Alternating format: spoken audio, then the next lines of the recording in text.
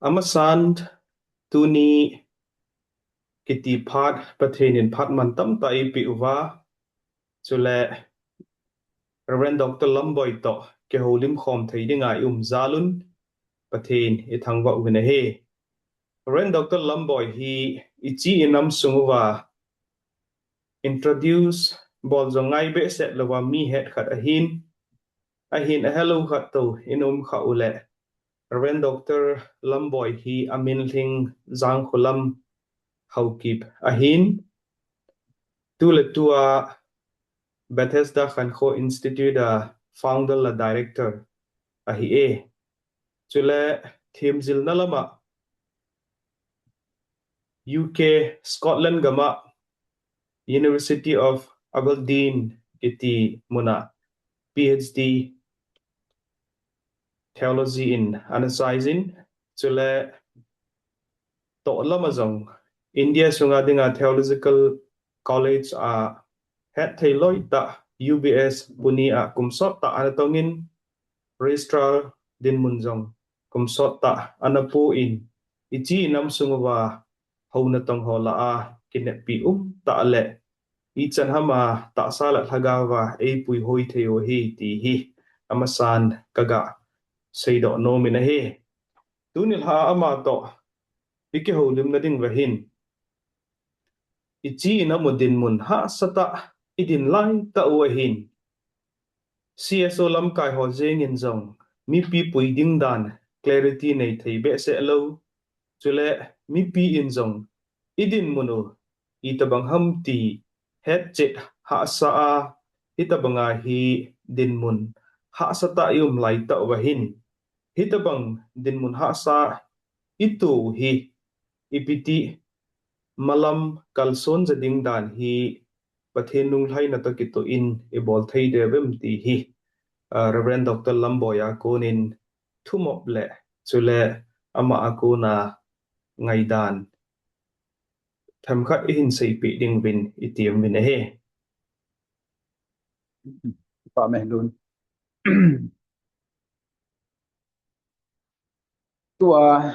buina wa Ipiti ikimaito video ham ti pa hi question chu apoi mo azit chu tuchung buina ho hi eho khanga jong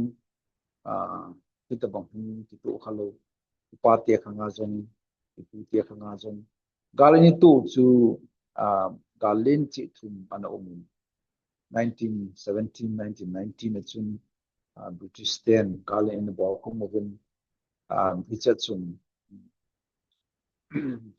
chun a boy pen chu house ho le British te chu an hijing nu now chapang ki than ho ai lo le jak chum tu bonga so am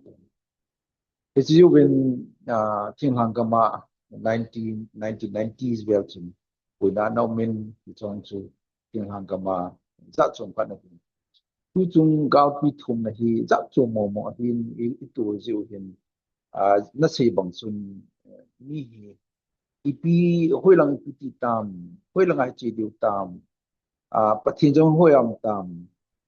Christian ti jong thousand phachum hinam ti na sata hi alam kai jong a sei do lo wanga lunga nu nau chapong jong lung kham ta hiti hi ke kom le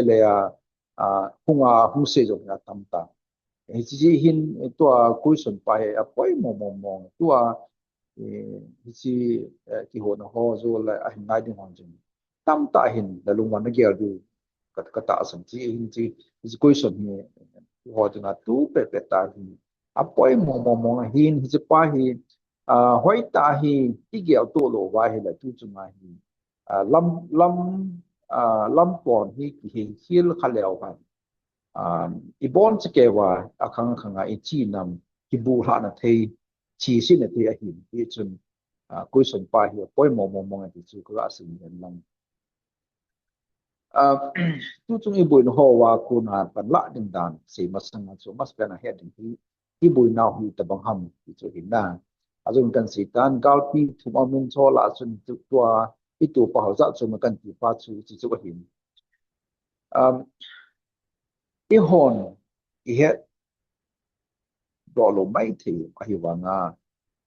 pathin I ho ji o wa hi pathin I ta san ji o wa hi ni eng sit thi ni eng bol thi mi thang sit thi hai yu ma hi ti pa hi ti pa hi I het su ke du ka no men ai chu pathin ta san nai pi ta san mi tia hin le pathin ta san nai hi ni him zo si I ho zo I wa chi khip zong le mi hon tribal 80 zong le mi him zo si hi pathin a limbo mo ai si mo hin kui ma hi an niam chum alin chum ampul mi zo si hi ki bang chi a hi ti pa hi chi hi a hi I ho hi min thing lam mi 80 zong le I ho hi ki num lo wa hi tai official tampi yum thin ho zong to le hausa ai lo le India sung ai le gampa ma zong lam kai te yum na ho chu chi pathian hi chi ta san ji a chu lu le na hi chi ni pha lo hi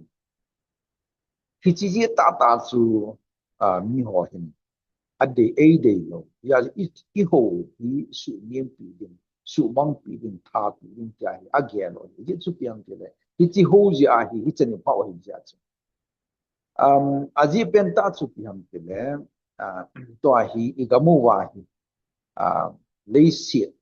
to lei siet chang I tu wa the ho I tu wa gam a hoi pa sa nga hi lei nu ya ho hi aman tam zo ken lai hi chi hi la na dinga hi a chunga cheng ho hi I har kilo lo wa hi le lei nu ya thi kila the lo hi ja chu hi ja hi amas pen a chu I ho hi la mong pi din to le ama ho hi kama ko na chun do din forest kama hi ti a chun do din ti ho chi chu hai hi ja chu yo gen thi I thu lo na hi chu a phang pe na chu phang pi ha pi pe na sei din na chu pathin I ta san hi I ho ji a hi gen thi I thu ti pa so I ta chu la di ang chen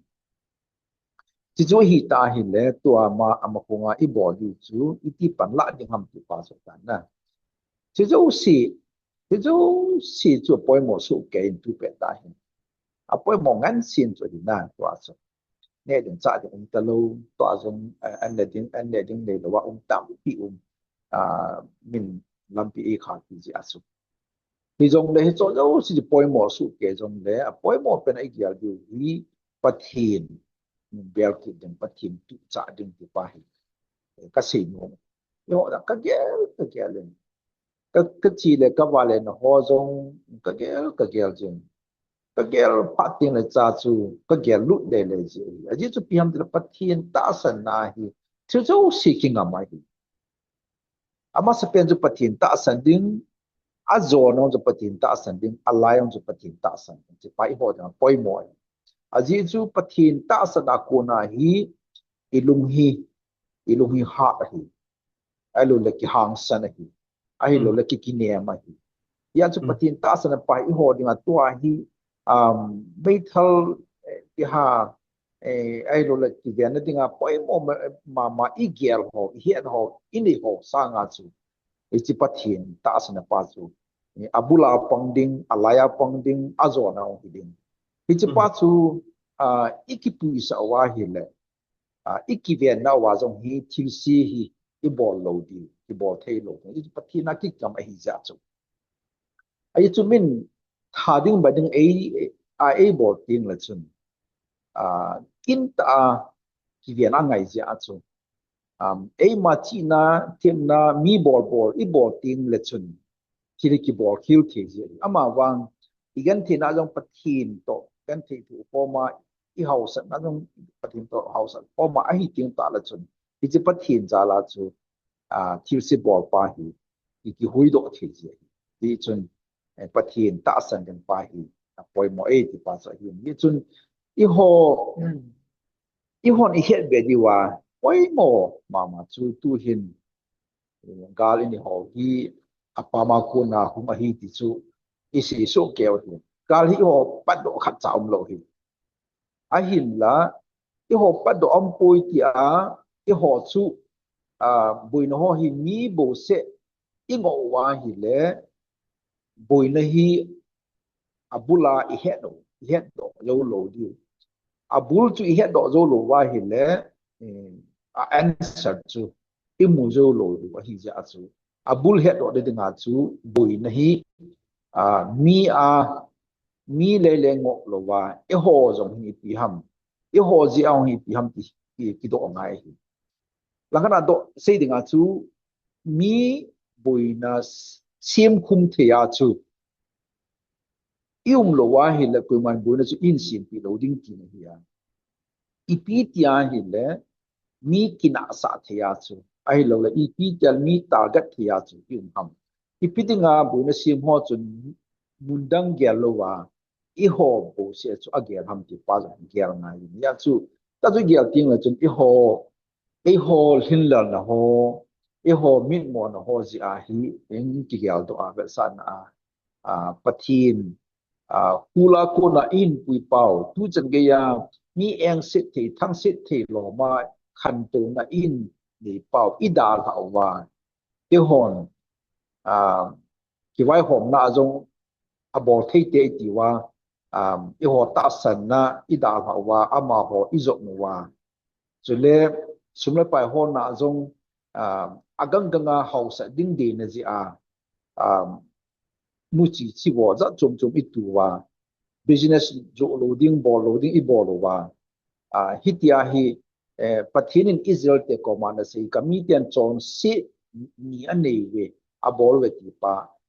ke ma hin tui na pa chu ida thawin ama hon tui hu akilai thawin aje tui hu chu a hom sa hi ati banga chu i hon jong hi pathin chu ida hawa to i hon house na i de na ji ham le na i de ji ham elo i ho gyal dan chu ama ho hi ki support han lang hi le amo hin gam le go i pi i ti je owa pathin sa nga chu hi ti ho gyal da na i pi ha i ho mi ba na phazon ti i ti i bo je owa chu i min hita bol thi ai ati je owa chu bo buina in sin ku ji pa jong het nga buina hi i ho ma man i klui tun ku mo hi buina hun khum thea yum je wa min buina i hun ku mo hi ti pa chu gel do ngai na pa chu ga si do no abana chu tu a chu pathin i bel ki ngai je ti pa chu poi mo hin ani na chun kinep na pa hi tha su lo din na jo si ban pathin i bel phat la chun tu ipiti diu tam poi lang ba el ha diu ham ipiti diu tam ai lo le chi da nam hi i pai wa nam da i lu diu tam ti ho lung gel ho ki chat na ho chu pathin i bel ting le ji hung be din pathin a chu kinep na ding pathin a chu han sa na ding pathin a chu lam za hung ki mo ding pathin i ho ting le pathin i bel ting le pathin chu mi zo si chu angai lu hi ja chu yo le hong ki ngai lu ki ting ki che pa chu i le i ngai lu ting ta la chun i nam chu hung ha nin tin i hung ha pha lin kui man i nui si ta lo ding kui man hi ta e bo ta lo ding ti na ya na chi chu chu to ai ho tua va se o ta tua ji nga jong bu na hi cha i to wang wa hi mi hi lu hi neo chen tin ki loi khom no neo chen tin min lung neo chen tin individualism ha chen tin min ki ade bo ta ki al cho bu nei to ji pan khom ding ham khu jong lin je ma sim ding ham a hi lo le ki loi khom nong phas ma sim dam i ger la yong ju tai ki neo za to hi i min mi ho hin a family ge ya in kina sa go lu cho ipc ham pathin i da ha phar wa chu pathin lunglam chu i don lu phar wa chu i ta hi i ho lu su to i bol je wa chu ta kiu mi cho i ha bol chen ya ki bo je chu pa pathin chu i ge lo wa pathin lunglam i ho ting ta la chun pathin chu i ho chu i pi phung hi le kha do hin lang ki hin lang pai te hin lang wai pe hin i pi hi la chun min chu ola ki sim hi ya atam zo hi min sim ho hi mi eng sit mana thang sit mana sim hi ya amin sanga poi mo chu ami him chu hin patina ngai lu chu amin chu hi lowa ami him chu hi ja chu patin ibel phat la chun hi chi amin sanga anam ki sim sanga ai lo le a political party ho iti ho na I cho sang a chu ami him chu pa angai do zo ya chu but ni be pa chu ti be al din ti ji pa la chun lampi fu sang din lai form na ni ti ong lit pa le ki ti a chu ki hu hin na zo kum ding I gam zo hung bit in tin yong ki bin in tin I hu le hung bit din ji cho hi yet la pai mo ma chu to I het lo wa nga hi I chunga hi mei thang elo le I pi ha bom hung khigo ke go tabanga ki hello hi chai hon tai ki khan in tin hi tia chu mi I chu ong hun ni la chun nang hi chi tra nei mana chu ai lo nang chu tha do nei mana ku ki nei mana ai lo vai pe nei mana pai te nei mana mar nei mana su cha ding nei lo chu I bon che wa chu I ti form din chu na chi pa chu hi chi chu patina de lo patina de angai du chu mi him chu alim bo ba sim chu anam min chu lo chu alim ba ma sim chu ami him chu hin tin ya chu patin ngai lu tin chu ki he tin na chu mi him chu ki ngai lu ko ma ki ngai lu tin ku man e noi si ta lo na to ai hi chu I ke lo wa hi le to ai bu na hi a bar hung cha din hung cha tal de ai min ha dio hi chu pas I mo ko to a bi ne iti ho hu ho zong hi zo ting la chong hi hung bi de lo din hi chi album masanga su pathin ibel diu pathin ibel pha la chun pathin angai du chu amin ho ama ho ipi party ham sanga ai lo ipi group ham sanga ipi faction ham sanga chu ami hi a hi ja chu hi chi mi hi chung king lu tin ta chun ki hu hin na chu ti a chu pathin bel ki ti hi wang kam ding bo se hi lo chu hon pathin ho hi la ka bo se ding wang bo se ding ta igyal ji wen igyal khi lo na hi chu so I chong hi chi ta bang theology yong hi western on in polut pi ya ai chi amo hin alang pi an chu I hon het lo wanga amo phat chum le pathin thu a se ji ya I chu I hon I mo ju yeng ta la chun I ho hi ta ki gan the lo so ai het ding a pha chu petigru amana to le working robot na to zo hi akiba lo ja hi I ho ki ka ang bu na tam pi su so pathin tu I ger ge la hi le I ham I hon ti do se hi abai sa ai lo le ti ham I ti wa nga hi hilo na ya chu pathin tu zo hi pathin bel dan zo hi to I hon to hi imadon do na ki bol din abang gau tu se loi ki uma abang ta ja chum ki bol uma abang ja chum chuma ilusu to ki bol ni hilo ya hi pathin nu la bi ham ti pai gel ko ta na pai hong nai dia se ding tam pi mai jong la ham pi kana pathin belo te ki pa chu poi na ka se chu tin na ki chen chu tam na ka cái báo mi hitabang dinmun idin now ai lo le hahsatna itu ikimaito pi theine di penu hi pathena ikibul phu angaiye ti cham kim ta in na hin sayin ki pawm the zengin ahi le tu lai ta hin Manipur la hin ichen bom piu ai lo le alang pi ai het u hi nam thum cheng kho ma hi ti hi in sei jing khat ahin tu hin athuma hin ikina dan win pot do tan ai le tahsan cha khat ai lo le Christian khat hi na hitabang gal dinmun itu na wa hi ipiti chamna theina dinga pan ila thei naw de ham ti yong tham khat na hin sei be thei de ham chamna hi am lo wa hi le koi ma cha hi nom ki salo ding ai wa chu toai chamna se hi pa hi chamna se ho hi chamna se ja thiong ta chamna thu se hi se ngam zo hi be ji lo ai wa nga chu la chamna am lo wa hi le koi ma cha nom sa ding nom ta hing ding kit lo nam thu mo la chu chi hi ja chu chamna pa hi ma ko wa hi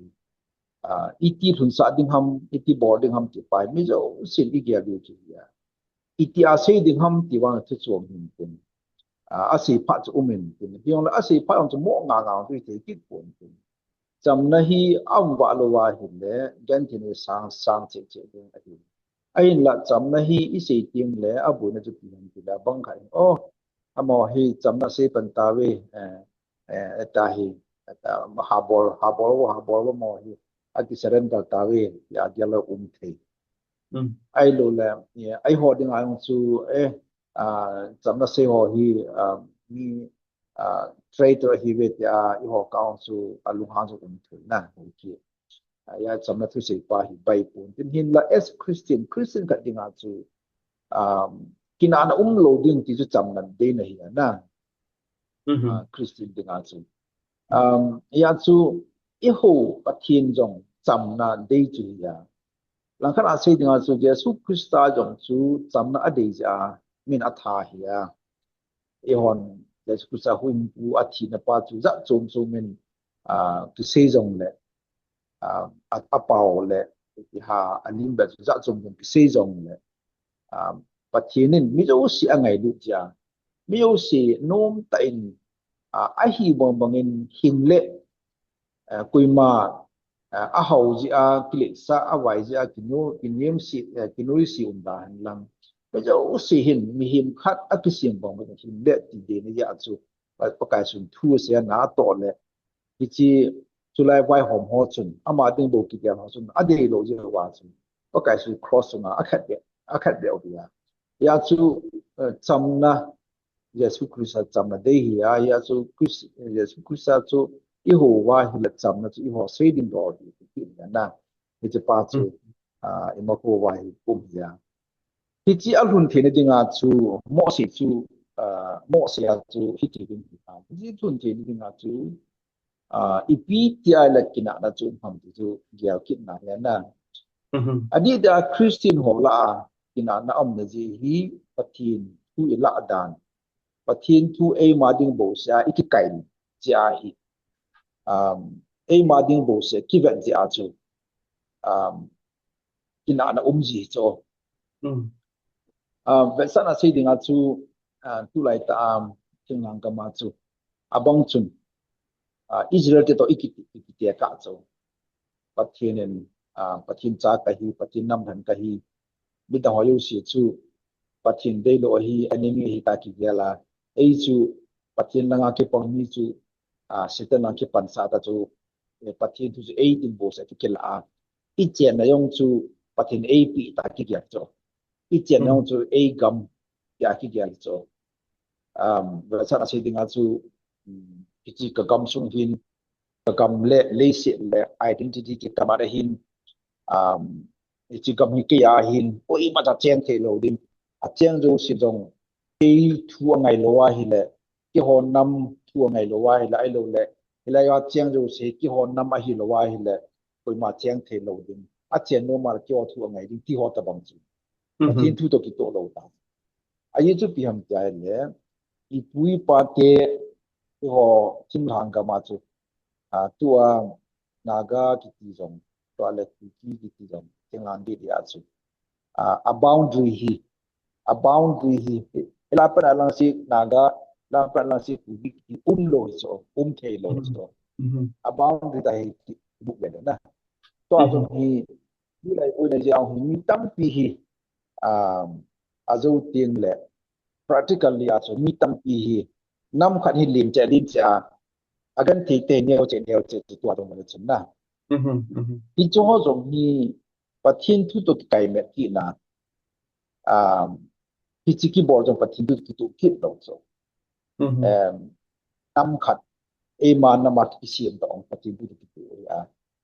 e ma chen na gam chu e ya hi ya le si chu pathin siam hi ya pathina hi ya e chun le si chu e ma thila chu property commodity hi gyal thei lo cho ama wan tu lai ta capitalist ideology ai lo la tu la consumerist culture ki ho ji chu cho se hi I cho no ki san hi ki ju ya ki bor ta cho na ai wanga I ho I pute pa te chi na to indigenous wisdom to bible even na hi la ani na se ju piam ta le land belongs to God. Na land is sacred. Na lấy sĩ ni ahin ahin lấy sĩ ni ahin ahin ewan lấy sĩ ni masan đi được cái chót hay lâu rồi na chót thì ngang thì cái lâu rồi chót thì cái lâu rồi bây giờ lấy sĩ chú ahin hin tin ewan thiếu kiu đan đan na cái gam hi ama gam hi ta kin ya cái choa commercialize alo le commodity da ki bo pa hi ewan cho nó thì cái lâu Pathen trong cái lâu na chú hiện lại rồi Pitipah he address for ngai. Adi the tribal theology. Tribal theology no is developed by he chihin tulaya adi the Manipura buin ho he chihi ai bu hi so kitampi at the iba ta le. Aji chu a tribal theology jong hi methodology ke tin a methodology aku buin za kisei tin a context chom ke tin ala ami bo hasine ko ile pupite chin lizo hot context chomen naga te context chomen chi methodology si bonde hi atya ke sei so picho ako na ko a tribal mi o ki han cho na tribal theology ako na chu tribal ting hang mi o hi za nya ki khana khan ho chu agam nei ya khan ho chu gam nei lo ki ya pitya chu Serampur noya bini saja usin itu ansim pat lecen. Oh, hijite hi gamne lo hi wen atiyong la hitibong hi tam ki jalta sana. Jite tu gamne hi wen amo koi ma to ha thilo di hi ta hi. Kira aswa on international forum lut cek cek sana tidak sana. Hiche hi Pathen tu akila akhir tu adi American Christian nationalism itolaitah min sit pen Zionist ideology to Israel hon achieve to American Christian nationalism America first yet holoi hitoloi jidan to ala iho India dinga Hindu tua ke chu India chu nam khan heading nam holding bo se chu heading ichi tahsan lo chu India che lo di tio ki bang ni so yo Pathen thu la dan to tu pe na Hindu ho thila dan to le Israel te thil bo dan to America te thil bo dan chi hom hi so Pathen thu ai chi le sin hi mi do si chen na ding ti pa chu hitalo wa ema ding ya ki gel pa cha chi hom ti pa chu Pathen thu to ki to lo so sa na si ding a chu tun ice ice hi bu bang hi na tui la bu bang hi global warming ji hi ahung juna hi le sea level ichi tui khang lin hung sang ding na tui khang lin hung sa na hi le Bangladesh hot bang pu tui no ya de ki ti na tui no ya ding ai chu is a global warming ji akut ya hele Bangladesh chu tuni ampat le chun Bangladesh gama cheng ho chu kun akithu pidita kui gama cheng dita na ai le ho chun ai chi gam chu kia ding bu se hi iti pha chu Bangladesh ho gam ni ro dita ai i ho Pathen ho chu i ho ding bu se mi da ding ti ta na akut ni chen Pathen ma ding bu se ki ho pa hi cho ji akina na umai cho hi pa hi chamna am na dinga hi adi da Christian hola chamna am ni da pa hi pata gelding Pathen tu hin chi le nam zo si chung ru ma hi na to din leng din ki pa hi na te pa hi so revelation tu pon bung segia ko ta ki so na tu pon bung segia ki jam ta hi le Krista hong teng la hin chi tin lam tin pau ta hin Krista ba choi din hi ki so na aku tia hi le sit chunga pau chum ho le tribe chum ho hi abon kai koi ma chai noi si ding lo muda ding lo na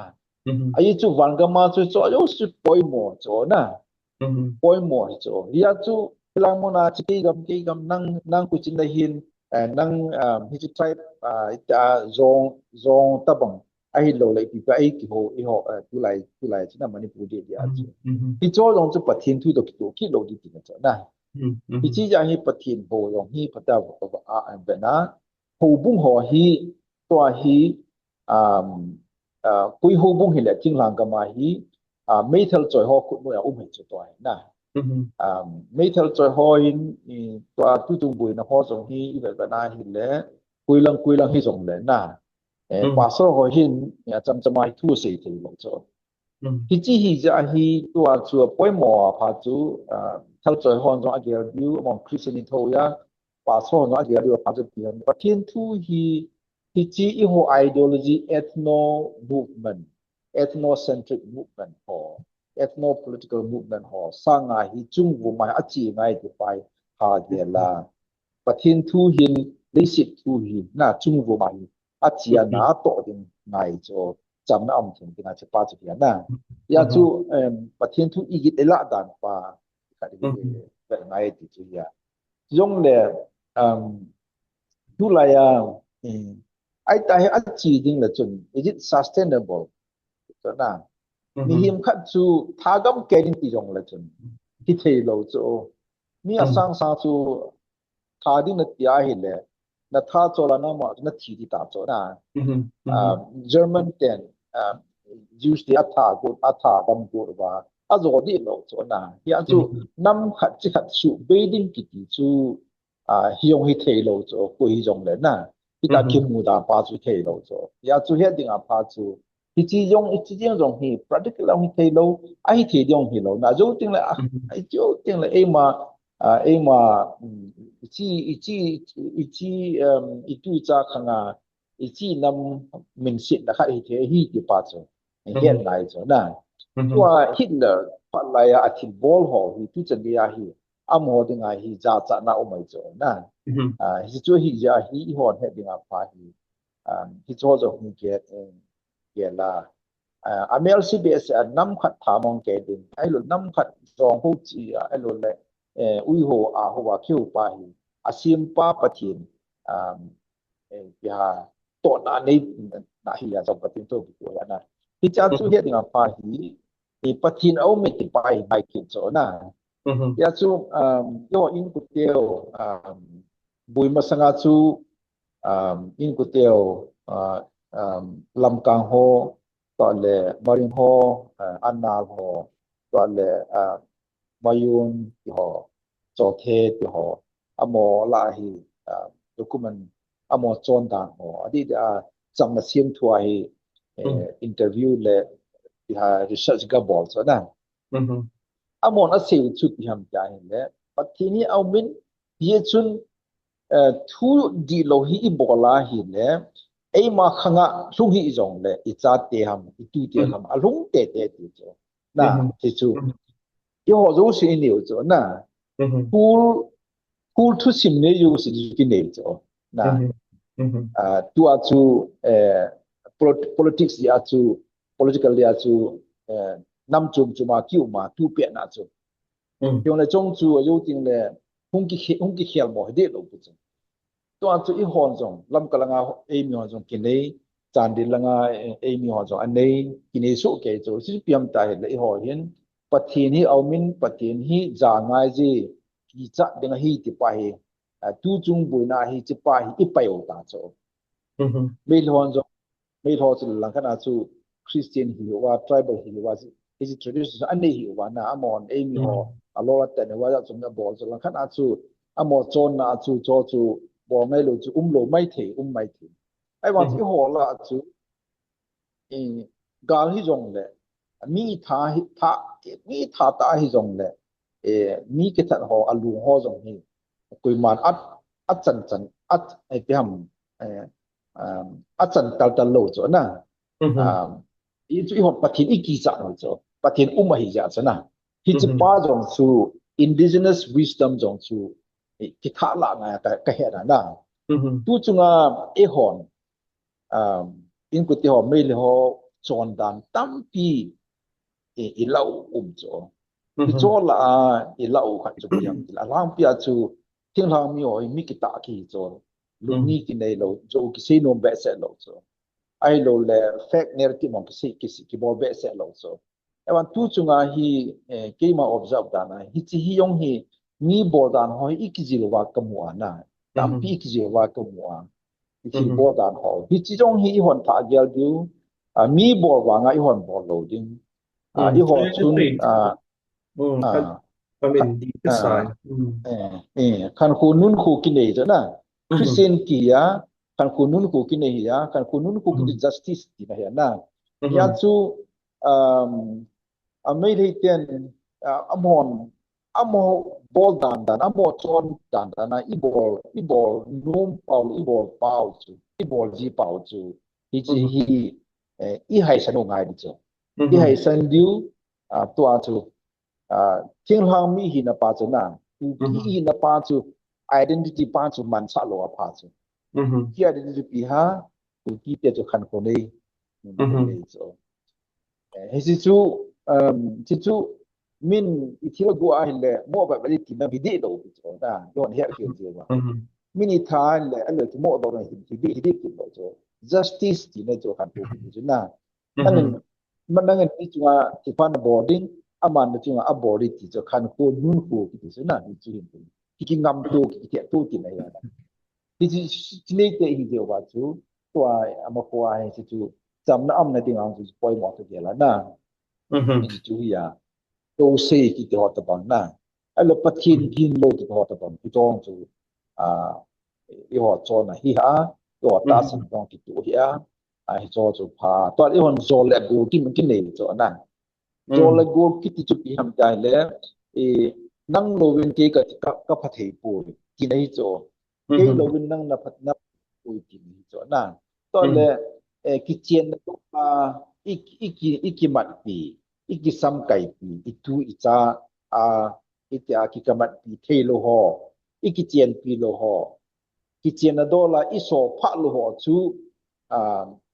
ki zok pin thene dinga chu zol go system chu umai chu yo cho na ki chong chu I ho na pha ya chi chong tha ho do I ho hi chi ku ki te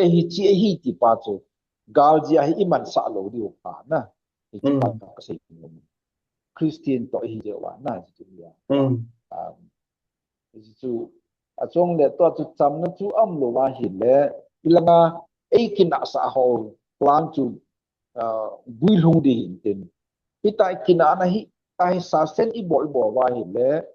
mi ho plan chu pigi thu pi dau hi cho na hi chi hi ya chu cham na chu kin ta hi I bo do lo wa hi le mi lung ya mi plan chu lo ding ding tu pa chi ho chu gan theidiu to dam dal na ga chom I tiu ya di na ai wa nga chu her hiu wa le e chi ya chu gam I man sa na ki na na chu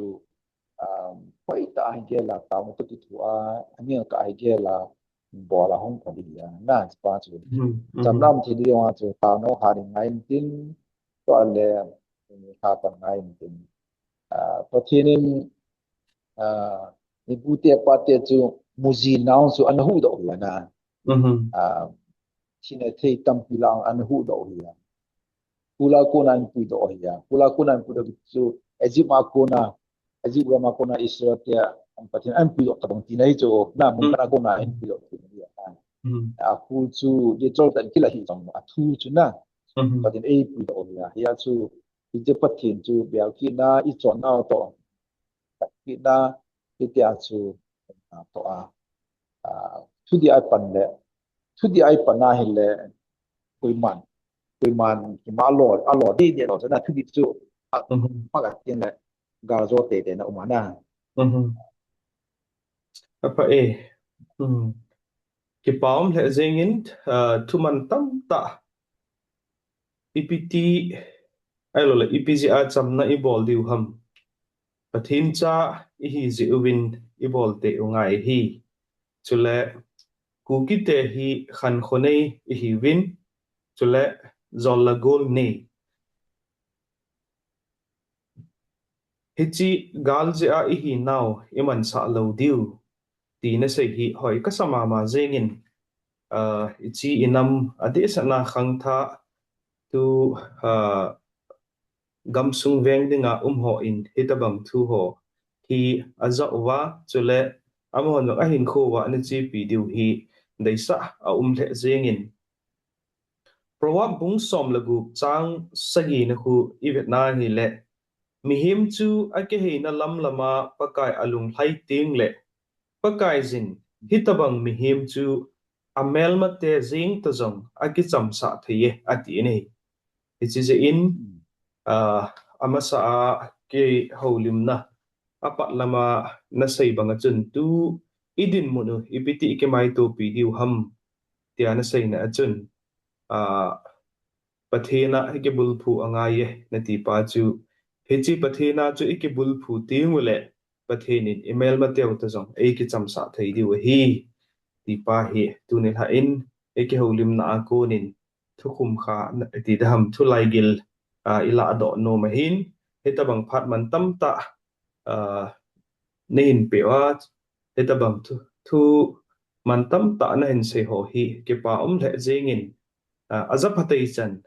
anangai thei chanin angai ding hi deisa omin thu na sei do ho